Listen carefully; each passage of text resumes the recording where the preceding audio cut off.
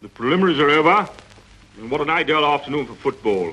The clear sky... Since 1923, the Radio Times has been a staple amongst the magazine shelves, providing those all-important listings from every part of the UK. This is the BBC Home Service from the west of England. Former BBC producer Trevor Hill was a radio addict as a child and remembers how important the magazine was to him. To me, I mean, it was almost a Bible. But on the weekends in particular, I could then look through the Radio Times and I'd pencil the things I wanted to listen to. I mean, mainly children's hour, 5 to 6 o'clock. These early mock-ups show us that the iconic Radio Times could well have been British Broadcaster, Aerial News or Radio News.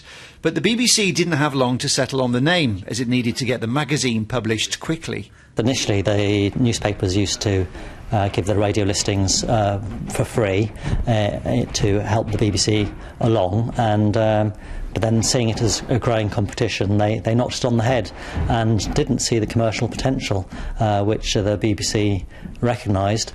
The then British Broadcasting Company didn't have huge design teams either, so even the director of programmes, a Mr Arthur Burrows, had a go at hand-drawing how he thought part of the masthead should look, which was, of course, duly adopted.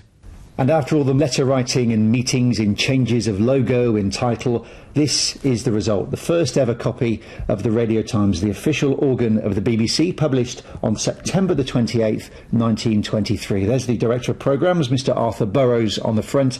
And inside, well, you can read about simultaneous broadcasting, gossip about artistes, some wireless humour, and of course that regular staple of this sort of magazine, letters from listeners.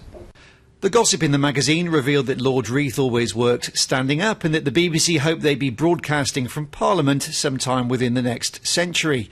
This unique collection goes under the hammer on Wednesday with an estimate between £500 and £800.